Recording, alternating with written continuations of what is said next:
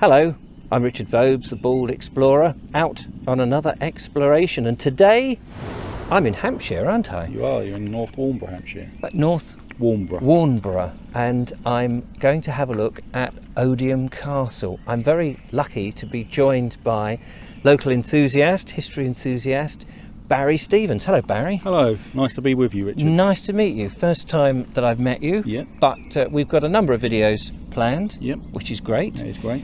Today, however, as the Chinooks are flying overhead from RAF Odiham, yeah, we're going to have a look at the castle that looms behind us. I've seen it in photos.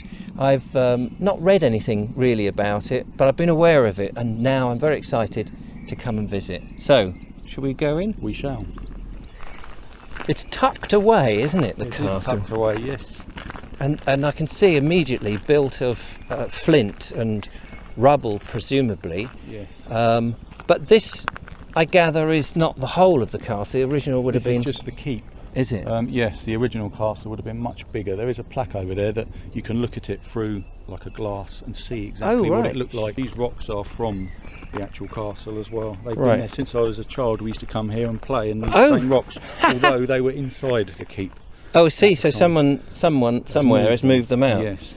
Oh, right. And this has only recently been done out. They've made it safe with protectors and things like that, and plaques and information. It used to be literally just a ruin. So when you were a kid, you could just clamber over it? You could, yes. Oh, so I suppose that's quite good. But can you get inside now? You can, yes. Around the other side, you can go straight in. There's information, history and things like that in there. The castle itself was built in 1207. 1207? Yeah, and it took 7 years to build for a huge sum of £1,000. Imagine if you could build yourself a castle now for £1,000. That would be great. I'd have a few, I think. Yeah, absolutely, dotted about. They'd make great Airbnbs, wouldn't they? They would, yes. Definitely. Definitely be busy. It's amazing that it's still here, you know. But as we said before, much bigger. So this is the keep. Then presumably there would have been a bailey and a circular wall. Yes. A curtain wall, I think they call them. Yes. It was quite early on in its history. I think it was Prince Louis of France in about, I think it was around 1215, invaded the castle, put it under siege, and for 2 weeks the French army battled the castle. Eventually the French got the upper hand, and they were surprised to find only 13 men in the castle. They were expecting more like 60 to 70 men. Oh, right. And there was only 13 men in here, which shocked them a lot. Yeah. But yeah. Is this in the time of King Stephen? King John. King John. Oh, King John. Well, King John died, I think, a couple of years after this was built. Right. He signed the Magna Carta, I think, in 1215. Yes, and he actually left from this castle to ride to Runnymede. So this is why 4 years ago you had the Magna Carta celebrations of 800 years. Yes, here. of course. 4 years ago, it was quite a a spectacular thing. Yes. Let's have a look at the. Would you like to look at the? Yeah, look at the display board, and then we'll go inside. Looking at the Perspex interpretation board. I don't know how this is going to work. I'll try and get a photograph lined up. Might be a bit easier. So yes, it's actually labelled here as King John's Castle. Looking at this interpretation, you can see that the coins round the side would have been more of that harder stone. I don't know where that comes from. Yes. Perhaps from France or somewhere. It's like a hard sandstone of some description. Yes. And I can see already there's blocks of stone within the flint. Yes. And then you can see the different floors where they've had the different floors. Yes. With the recesses for the it for went the beams. obviously a lot higher than this. I'd say probably twice as high as you can see now. Let's go in and have a look. Let's have a good look.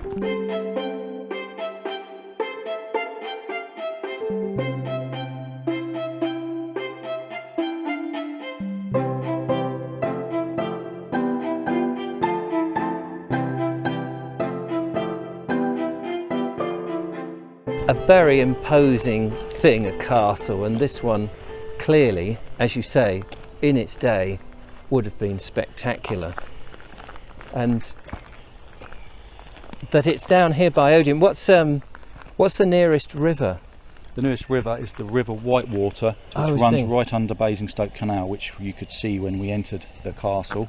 The reason this castle was built here was, one, because it's right next to a water source for water and fishing and things like that. Absolutely. And also because it's dead smack bang in the middle of Winchester and Windsor, so it was a good point to be able a good resting point. Resting point, and just it was a good stronghold. Odiham was a good stronghold in them days for attacking armies and I don't know the town Odiham very well, but presumably there's a lot of reference to the castle in the town, because I assume that they must have been supplying and farming nearby to supply it. Yes, there was lots of agriculture going on here, and the Basingstoke Canal itself was built to improve agriculture around this area, around the Basingstoke surrounding area. We'll be having a look at the canal in another video.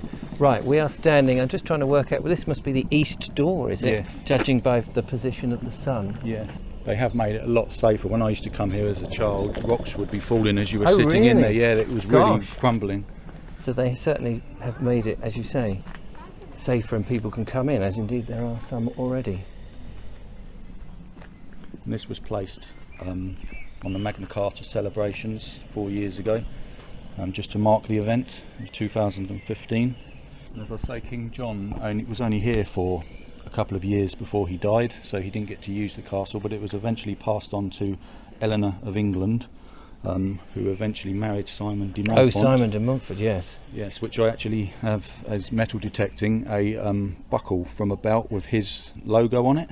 Oh, right. So do you think that he may well have worn that himself? Well, I read that only him and his immediate family would be entitled to wear them, so it would either be him or a member of his family. A member of his immediate family. That's amazing. You have that connection with a historic figure. We'll do a separate video on your metal detecting that sounds great. Stuff, if that's okay. That is fine. Barry, you used to be a paranormal researcher. I did, yes. Some time ago, and I know that there are stories connected with the castle. Perhaps you could tell me a few of them. A few legends, yeah. One of them, probably the most famous one, people at night, normally around midnight, if they're wandering around the castle, can hear singing and somebody playing a lute. Oh, right. And occasionally they can also hear people laughing and being entertained, and so they can hear a minstrel, playing, as if there was a banquet still going on. As if there was a banquet going on, yes. Normally in the area of the entrance, they report hearing it. Another one, which you could interpret as being a natural phenomenon, or some people would think it would be an elemental spirit. They see green, sometimes blue orbs or balls flying around the castle. But the castle was built on swampland, and there's a phenomenon called swamp gas, which rises from the ground that can be luminous. Oh, I see. So the dark. That might be what they're seeing. It could be, or some people believe they are elemental spirits of the area flying around. I suppose it's one's interpretation of that, of what you'd think it was. Absolutely. Yes. You get a lot of also people of the pagan faith coming here because of its ambience and atmosphere, and they say they pick up on energies of maybe of the past, of battles, of sorrow, happiness, joy, all these things. They come here and they like to do their rituals here, I hear. And I suppose that might, being circular, there's a moat that goes around. Yes. We didn't mention that before, but there is a moat. It's sort of dryish now. Yes, they may see it as like a magical circle. Yes, that might have some energies that produce from it. Possibly, yes. Yeah, interesting. Well, it's lovely to see the castle in all its form. I've never been here before. I always love to try and get out as much as one can. Yes. And again, as I said at the beginning, it's sort of tucked away, but it's perfectly accessible. There's parking nearby. There is, yeah. And it's definitely worth a visit. My videos are always too short and they can only scrape the surface. Yes. But thank you, Barry, for this one. No problem, it's been a pleasure. No, it's been great to meet you. Yes. But we have more to do. We do, and I look forward to them. Yeah, fantastic. So don't forget to subscribe, like, follow, leave a comment. If you've been to Odiham Castle, do let me know what you think. And we'll see you on the next one. Until then, bye for now. Goodbye. Bye-bye. Bye-bye.